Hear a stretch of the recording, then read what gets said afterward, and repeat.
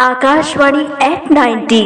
नमस्कार दोस्तों, मैं रश्मि वर्मा, व्याख्याता रायगढ़ छत्तीसगढ़ से हूँ। आज आपके सामने अपने बचपन की उन यादों को ताज़ा कर रही हूँ। उस दोस्त की बात कर रही हूँ जो हमेशा साथ रहता है, किसान के साथ खेतों में रहेगा, एक फौजी के साथ सरहद पर, पढ़ने वाले बच्चों के साथ अकेले में धीमी आवाज में घूमते फिरते, पढ़ाई करते समय उनके टेबल पर कभी धीमी आवाज में, गृहिणियों के साथ किचन में, दोपहर की आराम करने वाली दोपहरी में सखी सहेलियों के माध्यम से मौज मस्ती, कभी घर संबंधी बातें, कभी प्यारी सी मुलाकातें, कभी हास्य व्यंग, कभी गंभीर मुद्दों पर चर्चा, कभी बच्चों के साथ बाल सभा के रूप में। जी हाँ दोस्तों, मैं बात कर रही हूँ उस साथी की जिसे हम कहते हैं रेडियो।